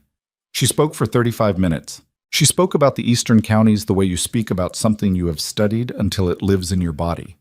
Not with the abstraction of ministerial reports, but with the specific human weight of 300,000 people navigating a crisis that the existing programs had been designed, functionally, to manage rather than resolve. She named the villages. She named the failure points in the grain distribution chain. She cited the Baroness's irrigation data and Lord Hartley's valley yield numbers and the Eastern credit collapse that had been documented in the correspondence of 6 estate managers over 8 months. And she built the case the way she built everything. From the foundation up, each element load-bearing, nothing decorative. She did not look at the doorway where Selina had been standing. At some point in the second half of the presentation, she became aware that the ambient quality of the room's attention had changed. The particular alertness of a crowd that was watching for a performance to fail had shifted into something different. The specific forward lean of people who have stopped looking for weakness and started listening for what comes next. She felt it the way you feel a change in weather, not dramatically, just a shift in the pressure of the air. She finished. She stood in the silence that followed. Then Lord Hartley began to applaud. The other 5 Eastern delegates joined him. Then the back rows, the provincial representatives who had traveled 4 and 5 days to attend the assembly for exactly this reason. And then, gradually, the rest of the hall. Not unanimous, not uncomplicated, but substantial, and the sound of it moved through the room like something structural giving way in the right direction. She sat down. 3 rows behind her, she heard the Countess Fairholme's voice, low and completely satisfied, say nothing at all. Just the sound of a woman who has been waiting to see something and has now seen it. The Queen's representative stood. He was a man named Caldwell, 60 years old, with the particular bearing of someone who has spent his career in the space between what institutions say and what they do. And he looked at the hall with the expression of a man making a decision in public that he has already made in private. The Eastern Relief Framework, he said, is accepted in full by the Crown for immediate implementation. The architect of the framework, Lady Evelyn Ashcombe, is appointed as the Crown's Eastern Relief Commissioner, effective today, with full ministerial standing. He paused. This assembly is also formally notified that the framework's recommendations will be presented to the full parliamentary session next month as the basis for legislative action. The hall reacted. She let it react around her. She was looking at her hands, which were flat on her documents, which were steady, and she was thinking, not about the appointment, not about the parliamentary session, not about what came next, but about a woman who had stood at a window in January looking at frozen ice and made a list of what she had that had nothing to do with a man who had stopped seeing her and had found, at the bottom of that list, the proposals. The 4 months of quiet work, the things she had been too uncertain to submit. She had been right to wait until she had nothing left to protect. That was the part she hadn't understood until now. The work had been ready for months, but she hadn't been ready to be publicly accountable for it, because accountability required a kind of exposure she had been managing away from her entire adult life. The Masquerade had taken away the management, had taken away the careful containment and the strategic invisibility and the comfortable architecture of a woman who worked entirely in other people's shadows. And what had been left, stripped of all of it, was this: the proposals on the table, her name on the program, her voice in the room. The wreckage had been the prerequisite. She was still sitting with that when the hall began to clear and Caldwell crossed the floor to her directly, hand extended with the expression of a man transacting something significant and knowing it. She stood. She shook his hand. "The Queen will want to meet with you this week," he said. "I'm available," she said. He moved away. The Eastern delegates came one by one, and she spoke with each of them, and the conversations were practical and specific and exactly the right kind, the kind that have already moved past the question of whether something is possible and into the mechanics of how it gets done. She was in the middle of a conversation with Lord Hartley about the grain distribution calendar when Selina appeared at the edge of her sightline. She had been waiting for it. She had tracked Selina's position in the room with the peripheral attention of someone who has learned to keep the threat visible without letting it become the center. And she knew the woman had been standing near the east wall since the presentation ended, holding the Raventon-sealed document that she had not ultimately done anything with, had not spoken, had not presented, had not deployed, had simply stood in the doorway and then retreated to the wall and waited. Evelyn finished her conversation with Hartley. Then she turned. Selina looked, diminished was not the right word. She was still beautiful, still composed in the technical sense of a person holding their posture by effort, but there was something in her face that had not been there at the Masquerade, some calculation that had run to its conclusion and found the answer worse than anticipated. She held the document at her side and looked at Evelyn with the expression of a woman who has arrived at a moment she cannot manage. "Walk with me," Evelyn said. They went to the side corridor off the main hall. It was empty, marble-floored, cold from the windows. Their footsteps were the only sound. Evelyn stopped. She turned. She looked at Selina with full attention.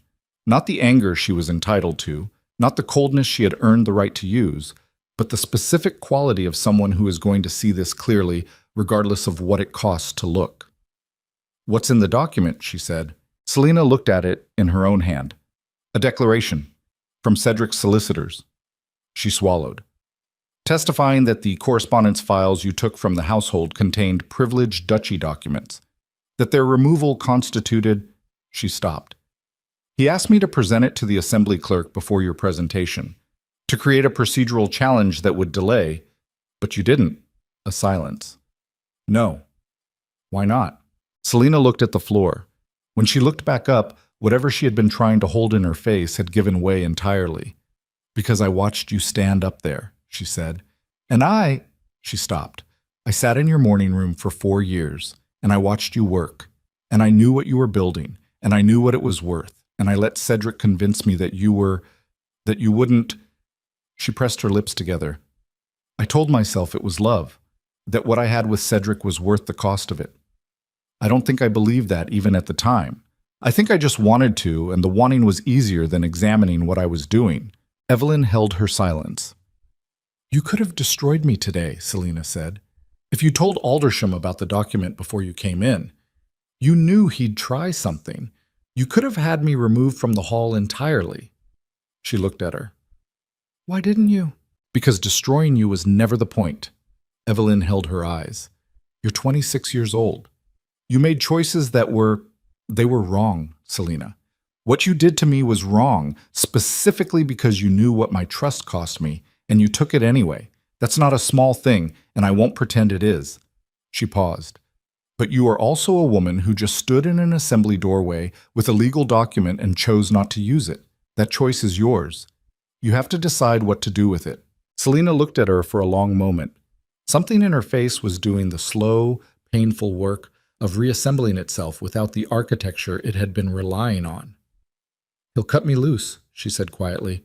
Now that you have the appointment and the Eastern Commission and he'll calculate that association with me is no longer. Yes, Evelyn said, he will. No comfort in it.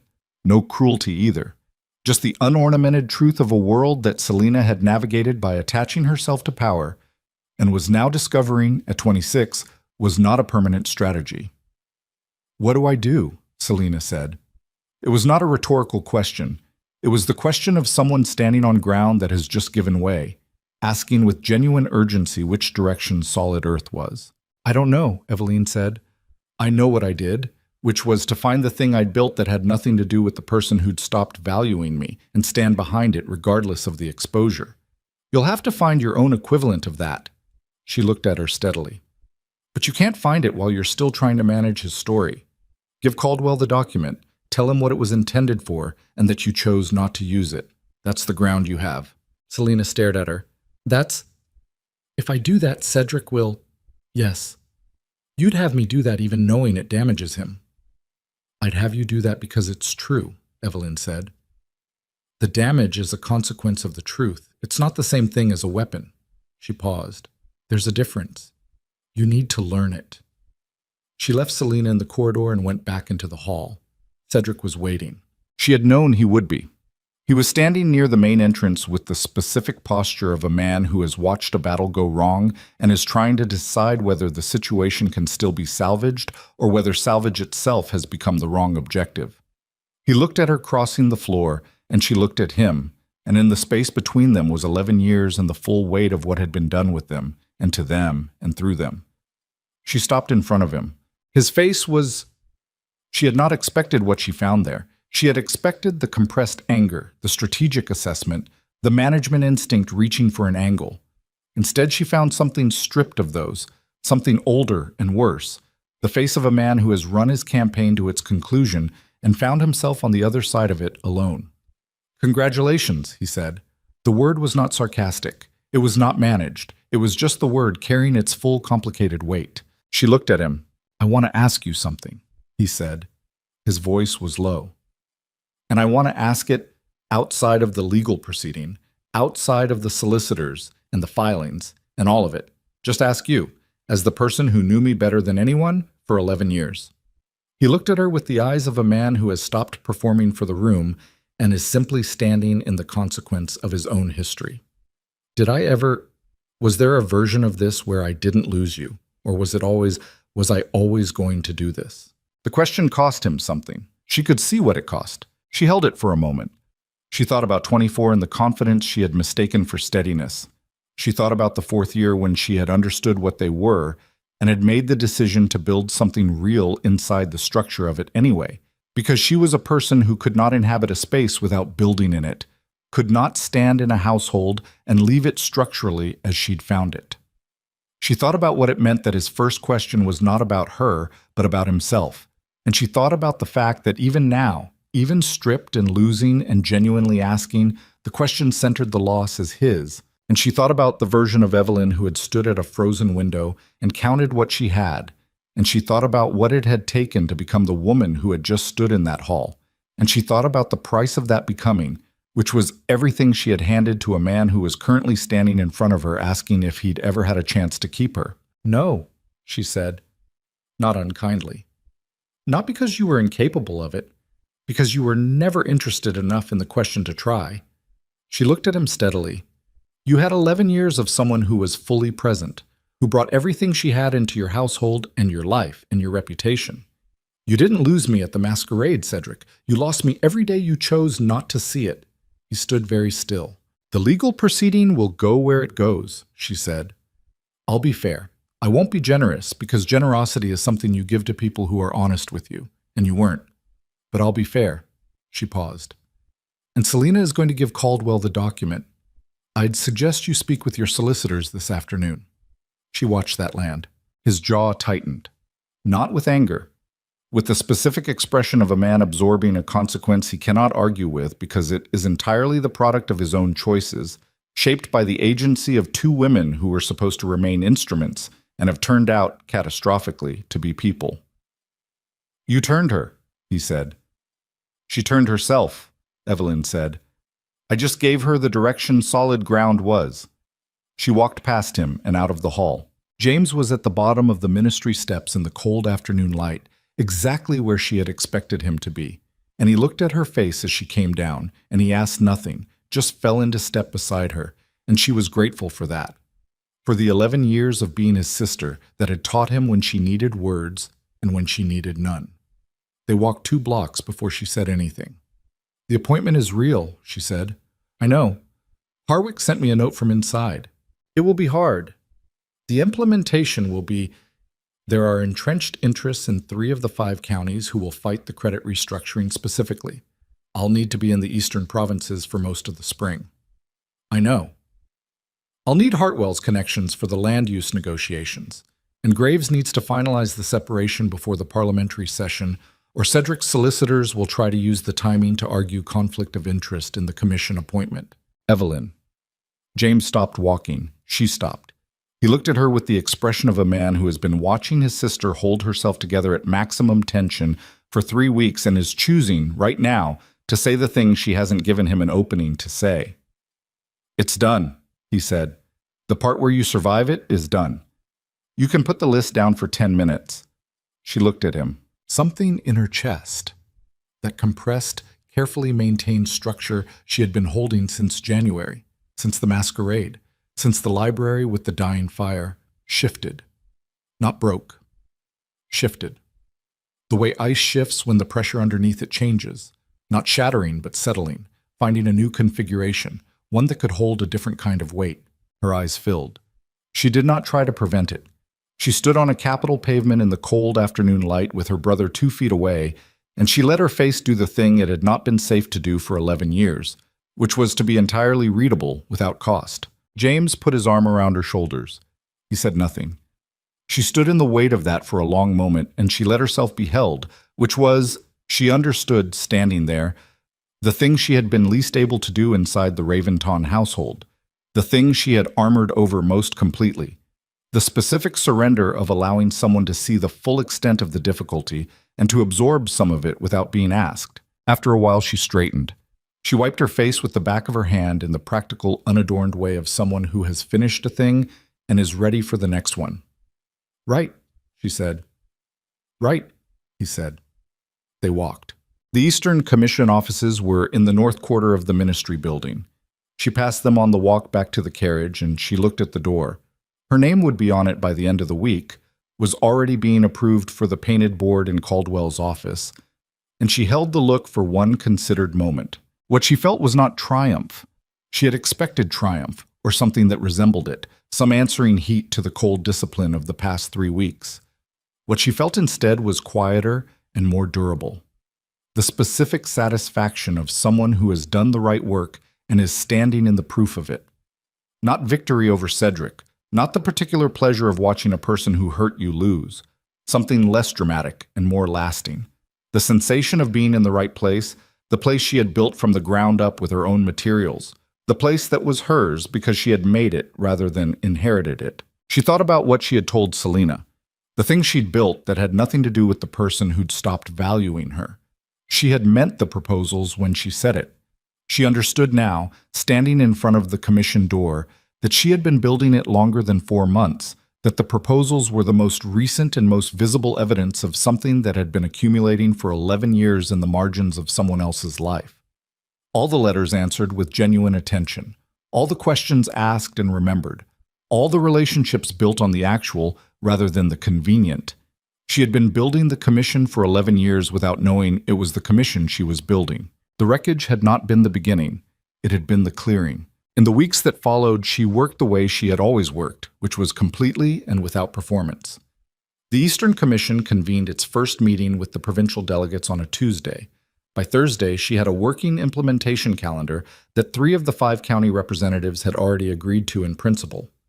The grain distribution restructuring was the most contested element, as she had anticipated, and the first real fight came from Lord Denver's man in the northern counties, who argued the credit framework would disadvantage established landholders in favor of tenant farms. She let him make his argument in full.